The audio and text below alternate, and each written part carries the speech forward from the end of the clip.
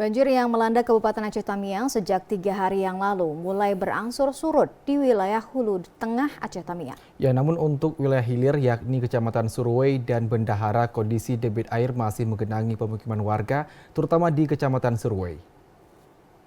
Banjir yang melanda Kabupaten Aceh Tamiang sejak 3 hari yang lalu mulai berangsur surut di wilayah hulu dan tengah Aceh Tamiang.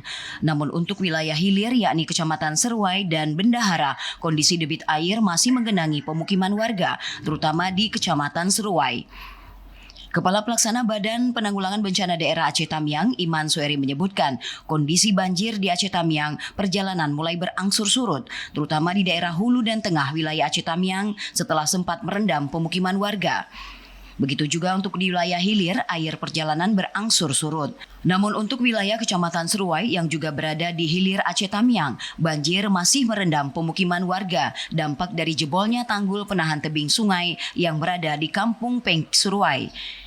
Iman Sueri menyebutkan berdasarkan data tercatat ada 2.127 jiwa atau 547 kepala keluarga yang masih mengungsi akibat banjir yang melanda kabupaten ini sejak 3 hari terakhir. Dan sebagian besar merupakan masyarakat yang berada di hilir Sungai Tamiang, terutama Kecamatan Seruai.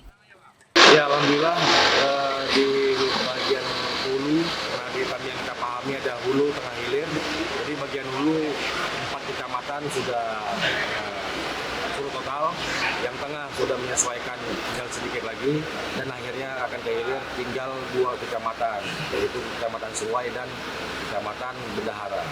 Hari ini kita fokusnya adalah di Kecamatan Seruai.